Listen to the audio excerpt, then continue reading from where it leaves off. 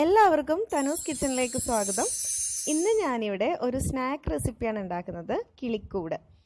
അപ്പോൾ ഇതെങ്ങനെയാണ് തയ്യാറാക്കുന്നത് നോക്കാം. അതിന് മുന്നേ ആയിട്ട് എൻ്റെ ചാനൽ ആദ്യമായിട്ട് കാണുന്നവരുണ്ടെങ്കിൽ ഒന്ന് സബ്സ്ക്രൈബ് ചെയ്തേക്കൂ. അപ്പോൾ നമുക്ക് റെസിപ്പിയിലേക്ക് കടക്കാം. ഞാനിവിടെ കുറച്ച് ബോൺലെസ് ചിക്കനാണ് എടുത്തിട്ടുള്ളത്. ആ ചിക്കൻ ഒന്ന് വേവിച്ചെടുക്കണം. കുറച്ച് മഞ്ഞൾപ്പൊടി ഒരു കുക്കറിൽ ഇട്ടിട്ട് കുറച്ച് മഞ്ഞൾപ്പൊടി, ഉപ്പും കുരുമുളക് പൊടി ഇട്ട് ഒന്ന് വേവിച്ചെടുക്കാം. കുറച്ച് മഞ്ഞൾപ്പൊടിയും കുരുമുളക് പൊടിയും ഉപ്പും ചേർത്തിട്ടുണ്ട്. ഇതിലേക്ക് കുറച്ച് വെള്ളവും കൂടി ഒഴിച്ചിട്ട് ഒന്ന് വേവിച്ചെടുക്കാം. ഇപ്പൊ ഞാൻ കുറച്ച് ചിക്കൻ എടുത്തിട്ടുള്ളൂ. ഇവിടെ ഒരു 4-5 കിളിക്കൂടെ ഉണ്ടാക്കുന്നുള്ളൂ, അതുകൊണ്ട് കുറച്ച് ചിക്കൻ എടുത്തിട്ടുള്ളൂ. പിന്നെ വേണ്ടത് കാടമുട്ടയാണ്. കാടമുട്ട ഒന്ന് പുഴുങ്ങിയെടുക്കണം.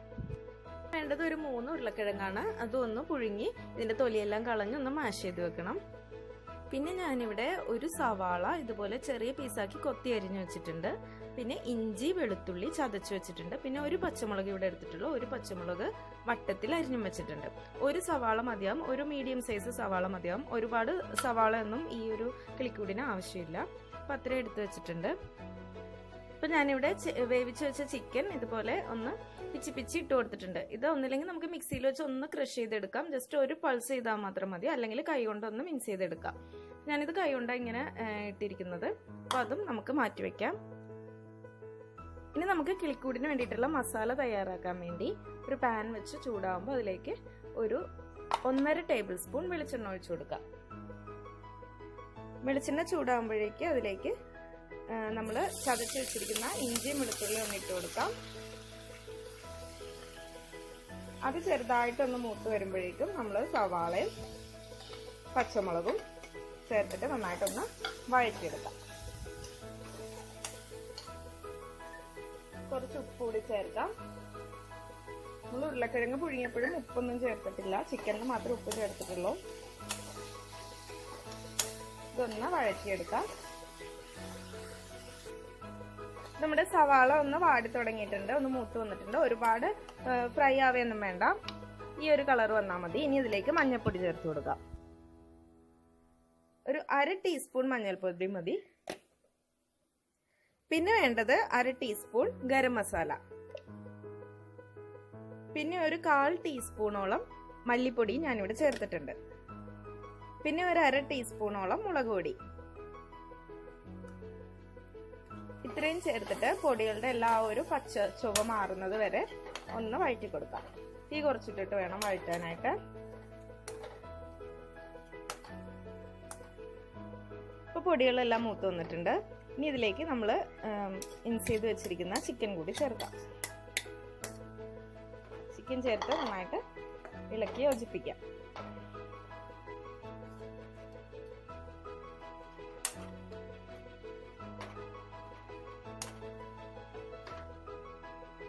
ഇനി ഇതിലേക്ക് പുഴുങ്ങി ഉടച്ചു വെച്ചിരിക്കുന്ന ഉരുളക്കിഴങ്ങ് ചേർത്ത് കൊടുക്കാം.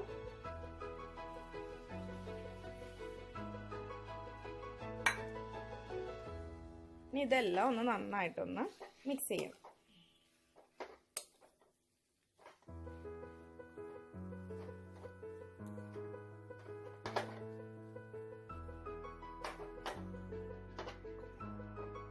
നന്നായിട്ട് ഇളക്കി യോജിപ്പിച്ച് വെച്ചിട്ടുണ്ട്. ഇപ്പം നമ്മുടെ കിളിക്കൂടിന് വേണ്ടിയിട്ടുള്ള മസാല ഇവിടെ റെഡി ആയിട്ടുണ്ട്. ഇതൊന്ന് തീ ഓഫ് ചെയ്യാം നമുക്ക്. ഇതൊന്ന് തണുക്കാനായിട്ട് വെയിറ്റ് ചെയ്യാം. ഇപ്പൊ നമ്മുടെ മസാല നന്നായിട്ട് ചൂടാറിയിട്ടുണ്ട്. ഇനി വേണ്ടത് ഇതുപോലെ വെർമിസെല്ലിയ വേണ്ടത്. അത് ഒന്ന് കൈ കൊണ്ടൊന്ന് പൊടിച്ച് ചെറിയ ചെറിയ തരികളാക്കി ഇതുപോലെ ഒന്ന് കൈകൊണ്ട്, വലിയ നീളത്തിലുള്ള പീസാണ് കിട്ടുന്നതെങ്കിൽ ഒന്ന് കൈകൊണ്ടൊന്ന് പൊടിച്ചു വെക്കണം. അല്ലെങ്കിൽ ഇതുപോലെ തന്നെ നുറുക്കിയ പീസുകൾ പാക്കറ്റിൽ വാങ്ങാൻ കിട്ടും. അപ്പോൾ അത് കുറച്ച് എടുത്തു വെക്കണം. പിന്നെ കാടമുട്ട ഇതുപോലെ തൊലി കളഞ്ഞു വെച്ചിട്ടുണ്ട് പുഴുങ്ങിയിട്ട്. ഇനി വേണ്ടത് ഒരു മുട്ടയാണ്. ഒരു മുട്ട ഒന്ന് ഉടച്ചൊഴിക്കണം ഒരു പാത്രത്തിലേക്ക്. എന്നിട്ട് നന്നായിട്ട് ബീറ്റ് ചെയ്തെടുക്കണം. ഈ മുട്ടയിലേക്ക് ഒരല്പം ഉപ്പ് കൂടി ഇട്ട് കൊടുക്കാം. ഇത് നന്നായിട്ടൊന്ന് അടിച്ചെടുക്കണം.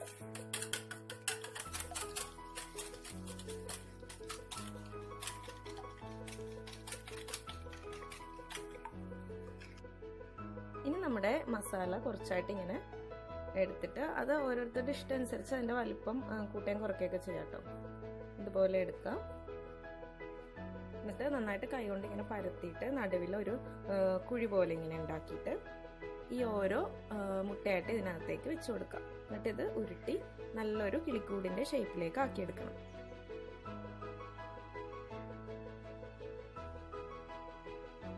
ഇതുപോലെ ഒരു ഷേപ്പിൽ, ഇഷ്ടമുള്ള ഷേപ്പിൽ വേണമെങ്കിൽ ആക്കാം. റൗണ്ട് ഷേപ്പിൽ വേണമെങ്കിൽ റൗണ്ട് ഷേപ്പിലാക്കാം, ഓവലിൽ വേണമെങ്കിൽ അങ്ങനെ ആക്കാം. പിന്നെ നല്ലൊരു ഷേപ്പിലാക്കി എടുത്തിട്ട് നമ്മുടെ ഈ മുട്ടയിലേക്ക് മുക്കിയിട്ട് ഈ വെർമിസെല്ലിയിലും കൂടി ഒന്ന് റോൾ ചെയ്തെടുക്കണം.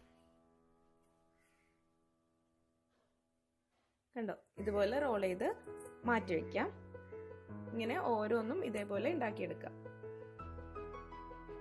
ഇതേപോലെ ഷേപ്പാക്കുക, മുട്ടയിലേക്ക് ഇട്ടൊന്ന് റോൾ ചെയ്യാം. നമ്മൾ സാധാരണ കട്ട്ലേറ്റൊക്കെ ഉണ്ടാക്കുമ്പോൾ ബ്രെഡ് ക്രംസിൽ റോൾ ചെയ്യില്ലേ, അതിന് പകരമായിട്ട് ഇതുപോലെ ഇതിനകത്തേക്ക് ഒന്ന് റോൾ ചെയ്തെടുക്കാം.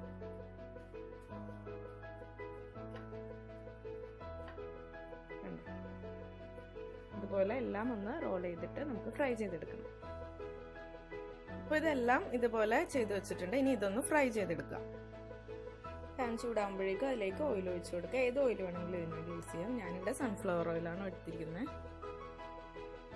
ഇപ്പോൾ ഓയിൽ നന്നായിട്ട് ചൂടായിട്ടുണ്ട്. ഇനി ഇതിലേക്ക് ഓരോ കിളിക്കൂടായിട്ട് ഇട്ട് ഫ്രൈ ചെയ്തെടുക്കാം. ഒരു മീഡിയം ഫ്ലെയിമിൽ വേണം വെക്കാനായിട്ട്. ഒരു ഭാഗം ഫ്രൈ ആകുമ്പോഴേക്കും മറുഭാഗവും കൂടി മറിച്ചിട്ടിട്ട് ഒന്ന് ഫ്രൈ ചെയ്തെടുക്കാം.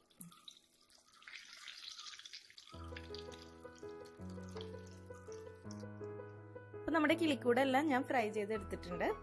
അപ്പോൾ എല്ലാവർക്കും ഇഷ്ടപ്പെട്ടു എന്ന് കരുതുന്നു. എല്ലാവരും ഈ റെസിപ്പി ട്രൈ ചെയ്ത് നോക്കാം, അഭിപ്രായം പറയണം. വീണ്ടും പുതിയ റെസിപ്പിയായിട്ട് കണ്ടുമുട്ടാം. Thank you.